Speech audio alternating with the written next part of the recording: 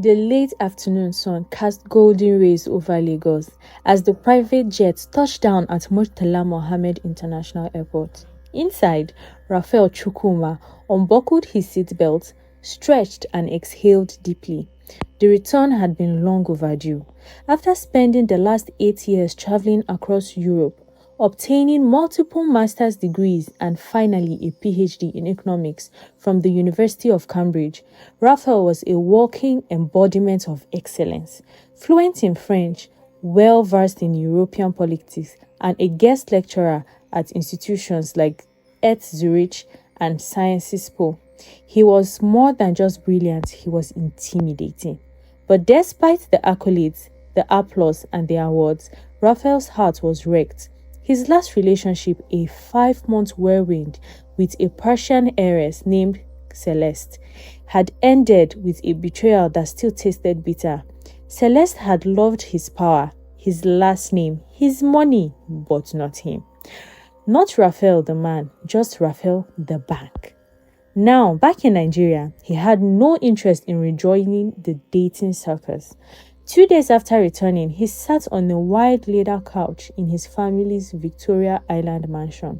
His sister Zainab entered the room with a glass of cold zobo in one hand and a raised eyebrow. "Still brooding?" she asked. "I'm not brooding. You're playing melancholic jazz at full volume in a 3-piece suit and no socks. That's brooding, Raf." He chuckled and took the drink. "Maybe I'm just recovering from heartbreak." He didn't respond. Zainab sat beside him. "You can't shut down, not forever." Raphael shook his head. "Z, I'm done. Every woman I meet sees the cars, the name, the legacy. Nobody sees me. I'm just a walking inheritance package." Zainab sighed. "Not every girl is like that." He sipped the zobo slowly. "Name one." "I know women who would love you even if you lived in Mushin and rode a keke. You just haven't looked in the right place." "Where then?" A silence stretched. Then Ralph turned to her, a strange glint in his eyes. "You want to hear something mad?" Zainab leaned forward. "Go on." "I want to disguise myself as a delivery guy." Her eyes widened. "Eh?" "I'm serious. Greenhall University, it has a strong reputation. I've heard about the girls there. Smart, classy, grounded. What if I go undercover?" "Undercover as what?" "A food delivery guy. Just long enough to meet someone who sees me without the name, without the legacy." Zainab burst into laughter. "You want to risk your neck in Okada traffic for romance?" "Why not?" he shrugged. "I've done tougher things for less meaningful reasons. You think someone won't recognize your face? You were literally on Arise TV last month. I'll grow a beard, change my hairstyle, wear shades, and talk less." She squinted at him. "You're actually serious, so?" "I've never been more serious." Zainab bit her lip. "It's reckless, but it might work." He grinned. "Then help me set it up." A week later, the transformation was complete. Raphael Chukwuma, billionaire heir and academic prodigy, was now just Junior, a local delivery staff with a backpack full of takeout containers and zero reputation. He wore worn jeans, plain polos, and a cap that shaded most of his face. A beat-up Bajaj motorcycle completed the illusion. He joined a third-party delivery service that supplied meals to the students of Greenhall University. With a few under-the-table twerks and Zainab's connections, he was soon assigned a regular route inside the campus. His heart pounded as he entered the gates for the first time. He was no longer the adored speaker with an entourage. He was just another nobody. And for the first time in a long while, that felt like freedom. Inside Greenhall, life buzzed in organized chaos. Students strolled through paved walkways, wearing earbuds and colorful feet. A girl zoomed past on a hoverboard. Some boys argued about cryptocurrency near the ICT lab. He rode past them all unnoticed, and he liked it. Until he saw her. She sat under a mango tree near the business hall, her back pressed against the back, reading a book titled The Obedience of the Market. Her lips moved as she read. Occasionally, she underlined with a blue pen. She had a quiet beauty. Her skin glowed with a brown warmth that no Instagram filter could match. She wore glasses and a brown linen gown that whispered elegance without trying. Her name, according to the delivery log, was Amara Okonkwo. She had ordered jollof rice and grilled plantain. He cleared his throat. Delivery for Amara. She looked up. Their eyes met. For a second, something unspoken passed between them. Then she smiled. Not the polite type, a full grateful smile. Oh yes, that's me. He handed her food. Thank you, she said. It's too hot today, right? He chuckled. My helmet almost melted. She laughed. Something stirred inside him, and just like that, Raphael's mission began. He started finding ways to get assigned to her wing of campus. Always professional, always brief, but her energy was magnetic. She wasn't flashy. She rarely wore makeup. She was always reading something, from economics to African feminist literature. Her kindness wasn't performative, it was reflective. Once, he saw her give her umbrella to a cleaning staff drenched in the rain. One day, after handing her food, he lingered. You read a lot. She looked up. That's not an insult, is it? No, it's refreshing. You don't talk like a regular delivery guy. He froze. She smiled. Don't worry, that's a compliment. He gave a small nod. Thanks. That night, back in his apartment, he sat on the couch, still wearing the faded clothes. Replaying the moment, he picked up his phone and called Zainab. Z. Yes? I think I found her. To fall in love with? No, he paused, to remind me what love could be. Amara was unlike anyone Raphael had met in years. She didn't ask him what car he drove. She didn't want to take selfies with him. She didn't ask about his surname or his side hustle. She only asked what books he liked, why he enjoyed silence, and what his favorite food was. When he told her stew with no meat, she laughed and called him weird in the softest, most affectionate way. He'd never felt so seen. But the deeper he fell, the more complicated things became. Raphael sat on the floor of his apartment with delivery bags scattered around him. The disguise was holding up, but barely. A few students had begun to speculate. Bro, you sure say that new rider no be one of those rich guys with a disguise? His accent too dey polished. You dey mad? He dey wear rubber slippers, waiting concern am with disguise. It was only a matter of time before someone recognized him. He'd been on a magazine cover, economic panels, and once trended on social media when he debated a Nigerian senator on live TV. Still, he wasn't ready to leave. Not yet, because every day with Tamara made the risk worth it. Meanwhile, trouble was brewing on campus. Nicole Ogedengbe, one of the wealthiest girls at Greenhall, had always enjoyed attention. The daughter of a business tycoon. She was loud, fashionable, and used to get in her way. She did not like Amara, thought she was too self-righteous. But what irritated Nicole more was how this unknown delivery guy seemed to ignore her while lighting up around Amara. One afternoon, she cornered him. You always come to the hostel block. I just deliver food. What is your name? Junior. You don't talk much, do you? I talk when I have something to say. She leaned in. Maybe you should come say something to me one of these nights. He didn't flinch. I'll think about it, she scoffed. You're not as interesting as you look anyway. He walked away. But Nicole wasn't done. The next day, Amara's room was searched by the hostel supervisor. An anonymous tip had accused her of hiding a stolen iPad. Nothing was found, but her name was now whispered across campus. Raphael found her sitting alone near the school pond, visibly shaking. They searched my room like I was a criminal, she said. Didn't even apologize when they found nothing. He sat beside her. Are you okay? I'll survive. I always do. He hesitated. You don't deserve that, I know. But this place protects the powerful, not the innocent. He clenched his fist. I'm sorry. She looked at him. Why are you sorry? He couldn't answer. That night, he visited Zainab. I need to do something, he said. Like what? Zainab asked. Find out who is behind this and end it. You're getting emotionally involved, Raf. I already am. Zainab exhaled. Then protect her, but remember who you are. If this backfires... I know, but I won't let her suffer because of me. Nicole wasn't done. She began spreading rumors that Amara was dating a cultist, that she had used charms to attract the new delivery guy. She even paid 2 boys to tell Raphael's movements. One evening, Raphael overheard them. Shebi him real name no be Junior. I get feeling say we go catch something big soon. He returned to his room and paced. He had no choice. Abandon the mission or escalate it. He chose the latter. He called in a favor. Zainab contacted her old friend, a software analyst who hacked Nicole's private chat group.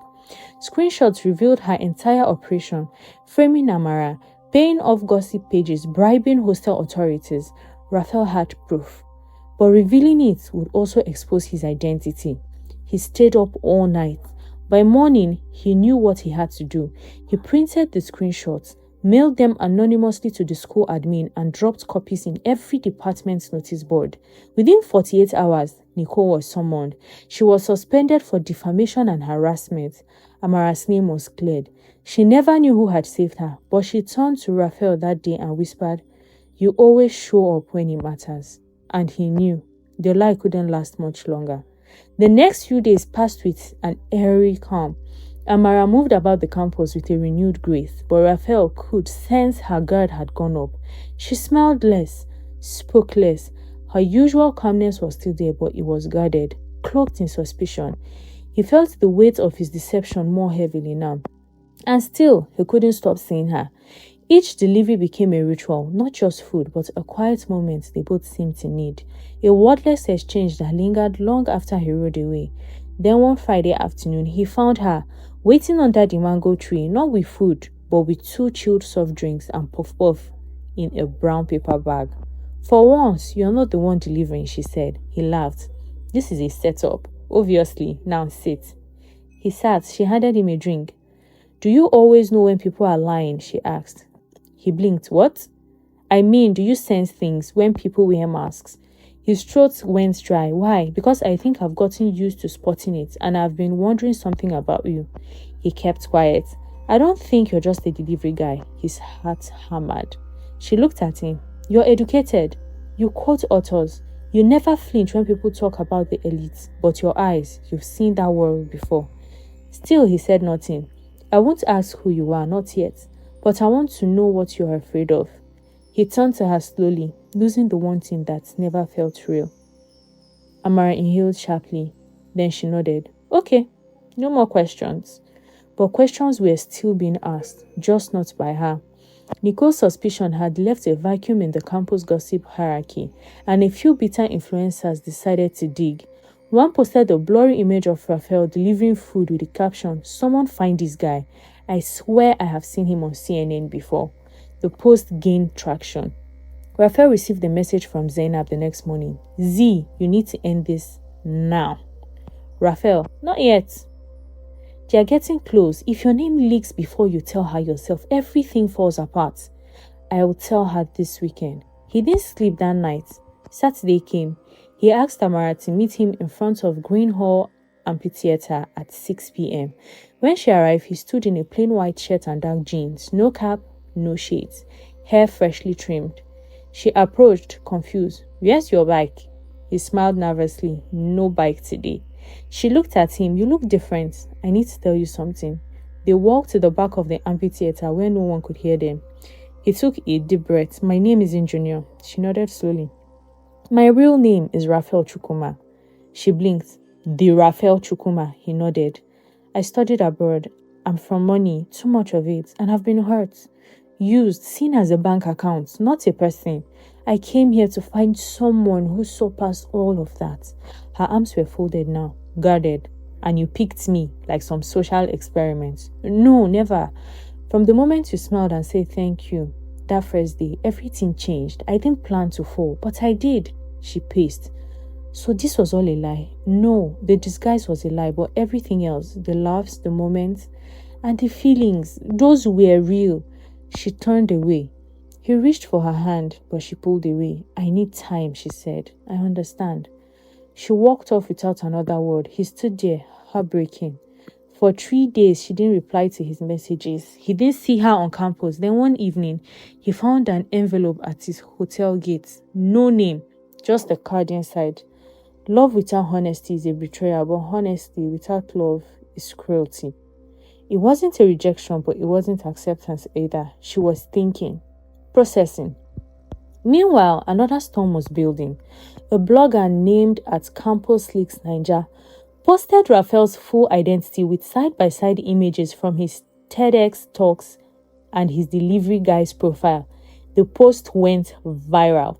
Greenhall's media team called him in, so did the Dean of Student Affairs. There was mixed reaction. Some students felt deceived, others praised his courage, but Amara was silent. Then came the twist. Nicole returned. Her father had paid off the investigation.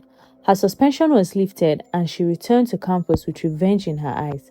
She stormed the amphitheater during a public event and shouted, "That delivery guy you were all crushing on, he's a fraud. He lied to this whole school." Student gasped. But Raphael stood, walked to the front and took the microphone. "Yes, I lied, but I did it to find something real in a world full of masks. I never planned to humiliate anyone. I never planned to fall in love, but I did. And if honesty is what you want now, I'll give it. Publicly." He turned. Amara was there. He knelt. Not to propose, but to apologize. "I never should have let it go this far without telling you the truth. I'm not asking for forgiveness tonight, just a chance to earn it." Silence. Then Amara walked forward, took the mic. "People lie every day, but most people don't risk their reputation to tell the truth." She looked at him. "I'm still mad. Still confused. Still not sure what comes next." She paused. "But I believe you." And that's a start. The crowd erupted. Nicole stormed out. That night, they sat under the mango tree again. No food, no delivery, just silence. Then Amara said, "So what now?" "Billionaire delivery guy." He laughed. "Now we build something real, from scratch. No disguises." She smiled. "Good. Because I hate lies." He nodded. "So do I." And together they watched the night fall. Not as strangers, not as liar and victim, but as two people daring to start over. The next morning, the news had spread like a wildfire. "Billionaire goes undercover at Greenhall, finds love and enemies," read one headline. Bloggers had a field day. Campus gossip pages flooded with side-by-side comparisons of Junior and Delivery Boy. And Dr. Raphael Chukwuma, PhD opinions were split. Some accused him of manipulations, others praised his courage, but the real shockwaves were yet to come. Raphael's phone wouldn't stop buzzing. His father, Chief Boniface Chukwuma, patriarch of the Chukwuma Empire, had called 5 times. He didn't pick up. Neither did he respond to his mother's polite but ominous text, "We need to talk today." Instead, Raphael walked into Greenhall's campus that day without his cap or disguise. He wore his face proudly, his head held high. The stares were intense. Some people clapped, others whispered. He walked straight to the amphitheater. Waiting for him there, arms folded, eyes unreadable, was Amara. She didn't smile, but she didn't frown either. "I wasn't sure you would show your face again," she said. "I promised I wouldn't run." She nodded. "Good." They sat silent for a moment. Then she returned. "So what happens now?" "I don't know, but I want to keep seeing you with no secrets and no more games." She looked at him for a long moment. "One condition." "Name it." "If we're going to try, you need to come clean to everyone, publicly, not with a press release, face to face." He swallowed. "To the students." "To everyone, admin, lecturers, parents, whoever watched you play this role, tell them why you did it and apologize." He nodded. "Deal." The university Senate hall was packed. Lecturers sat stiffly in front rows. Students filled the back. Some journalists had sneaked in. The vice-chancellor had agreed reluctantly to let Raphael speak. He stepped on the podium. Cameras clicked. Murmurs echoed. "My name is Raphael Chukwuma, and for the past 3 months I have lied to you all. I disguised myself as a food delivery rider because I was tired. Tired of being seen as a brand, as a working bank account. I wanted to know what it meant to be treated like an average Nigerian, to be invincible, to be human." A lecturer shook her head. "I fell in love here, not just with a person, but with honesty, with simplicity. And while my intentions were personal, I know I crossed the lines. So I apologize sincerely. For deceiving this community, I take full responsibility." He stepped back. There was silence, then slowly a clap, then another. Soon the room was filled with applause. But just as Raphael began to feel hope again, chaos erupted. 3 masked men stormed the school gates that evening and set fire to the security kiosk. They vanished before police arrived. No injuries, but the message was clear. Someone was not happy Raphael was back in the spotlight. Zainab barged into his apartment that night. "Raf, you are trending globally. CNN just mentioned your name in a tech conference news bulletin. Someone doesn't want you speaking up. He frowned. This isn't just Nicole. This feels bigger. You're right, she said. I did some digging. She dropped a file in front of him. Inside were documents, names, and photos, including one of a senator. Senator Nelson Obajimi. He's trying to acquire majority shares in Dad's energy company, quietly. But your little stunt has drawn attention to everything. If people start asking the right questions... Raphael's eyes widened. He's using this scandal to distract from the merger. Yes, and he's not alone. Amara can't be involved in this. She's not, but she's in the line of fire now. Anyone close to you is. 2 nights after, Amara was followed on her way home. She noticed the car, same one she'd seen near her hostel the night before. She called Raphael. Someone is watching me. He called his private security. Within an hour, 2 armed guards were posted discreetly around her hostel. Raphael visited her the next morning. I'm sorry. This wasn't part of the plan, she said. I didn't sign up for political enemies. I'll end it. How? He looked at her by going public with everything. The corruption, the bribes, the takeover. She shook her head. That's dangerous. I know. She took his hand. Then we do it together. They contacted a journalist, one who had been silenced years ago by the same senator. Together, they prepared a dossier, emails, financial records, whistleblower statements. It was enough to trigger an investigation. But just before the press conference, the journalist was arrested, framed for tax evasion. How is that even possible? The message was clear. Back off or get buried. Raphael stood at the balcony of his hotel suite. Later that night, watching the city lights shimmer in the dark. The world had always been a chessboard to him. Business deals, academic debates, public appearances, each move was calculated, but this was no game. This was war. A war that had just turned personal. He received a call. Speak, he said. It's done. Zainab's voice came through. We got the files out. Where? Distributed through 5 separate media houses. They can't shut all of them down. Raphael felt a knot in his stomach closing slightly. Good. That's good. But there's more. We traced the attack on the school gates. Not just some hired thugs, they were military trained. The senator's old security unit. He tightened his grip on the rail, so he's really prepared to go that far. Yes, Zainab said. And now he knows that you know. The next morning, the story hit national headlines. Senator Obajimi linked the hostile business takeover. Campus scandal. Whistleblowers arrested. Chukwuma family retaliates. Hashtag Protect Amara trends as activist girlfriend of Billionaire faces threats. The Senate was forced to open an inquiry. Obajimi denied everything, of course, but his allies began jumping ship. There was so much heat. Too much visibility. Amara became a symbol. She was invited to speak at a women's leadership panel. Her story went viral. A student who stood for integrity, who defended others, and now stood in the middle of a national reckoning. Raphael was proud but terrified, because with exposure came risk. That same week, Amara was attacked. She had stepped outside the campus gate to grab suya from a nearby stand when 2 men on bike tried to snatch her phone. One of them pushed her down, then pulled a knife. It wasn't about the phone. It was a warning. The students nearby chased the men off. Amara was bruised but alive. Raphael arrived at the clinic trembling with rage. He held her hand tightly. I'm ending this now. She squeezed his fingers. Don't you dare disappear on me. I'm going to Abuja. What? I'm facing him in person. No lawyers, no press, just man to man. The meeting was arranged through a back channel, a private club in Asokoro. No cameras, just Raphael, 2 of his bodyguards, and Senator Obajimi. The senator arrived with a lazy smirk, so the prince finally steps out from behind his press releases. Raphael didn't sit. You've made your point. You've hurt people. That ends now. Obajimi poured himself whiskey. Boy, this is politics. You don't walk into fire and demand it be kind. You are not untouchable anymore. The investigation is real. You think truth protects you? The senator asked.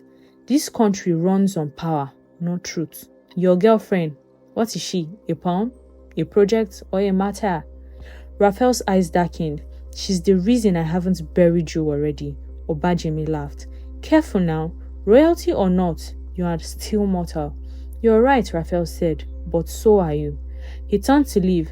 Next time you come near her, you won't get a second conversation. The very next day, the senator's bank accounts were frozen. An anonymous thief had linked his offshore holdings to illegal campaign funds. Raphael hadn't done it. Zainab had. But the message was sent. Back on campus, graduation season approached. Amara was chosen to deliver the valedictory speech. She almost declined, but Raphael convinced her. "This is your moment," he said. "Take it." When she stood at the podium weeks later, her voice was steady. "We live in a country where wealth defines worth, where truth bows to titles, where girls like me are expected to stay silent. But silence is a language of cowards. I speak today for everyone who's ever felt invisible, for the cleaners ignored, for the students mocked, for the women underestimated. I found love here, not the fancy kind, the kind that fights with you, bleeds with you, and believes in you. Let us leave this campus not just with degrees but with courage, to build a country where no one has to pretend to be less, just to be seen as more." The hall erupted. Raphael stood, clapping with tears in his eyes. He had always been the strongest of them. That night, they stood under the mango tree one last time. He held a small box. "No more disguises," he said. She smiled. "None." He knelt, not asking for forever, just asking for now, and for whatever comes next, to come with you. She nodded, eyes glistening. Yes, 1,000 times yes. And the three that had first shaded a quiet delivery now stood witness to a promise, not just of love, but of revolution. A month after graduation, Greenhall University was quiet, but for Raphael and Amara, life was louder than ever. The national spotlight hadn't dimmed. In fact, it intensified. Amara's speech trended for days. News outlets requested interviews, non-profits reached out. Political analysts praised her courage, others criticized her boldness. She received threats and she received scholarships. As for Raphael, he had officially resigned from his father's company board. "I want to build something of my own," he told Chief Boniface, who only nodded once, pride hidden behind stoicism. In the aftermath, Amara and Raphael stepped back from the spotlight. They moved to Jos for a few months, somewhere quiet. Amara taught at a local school. Raphael started a startup accelerator, mentoring young entrepreneurs. They walked through the market without being mobbed, sat under trees without cameras, laughed without anxiety. It wasn't perfect, but it was peace. One evening, while peeling oranges on the balcony, Amara asked, "Do you miss the noise?" He shook his head. "The silence is louder, but it's honest." She smiled, "Like you." He looked at her. "We went through hell and came out clean," she replied. He kissed her forehead. No more secrets, no more masks. They clinked glasses to survival, to love, and to truth. A year later, they married in a small ceremony under the same mango tree where it all began. Only family, close friends, and no press. Zainab gave a toast. To my brother who thought becoming a delivery man would solve his problems, and to Amara, who made him wish he delivered more than just food. Laughter erupted. Later that night, as guests danced and fireworks cracked overhead, Amara whispered, "Would you do it all again?" He looked at her in a heartbeat, and she smiled, because in a world full of lies, they had chosen truth, and it had chosen them back.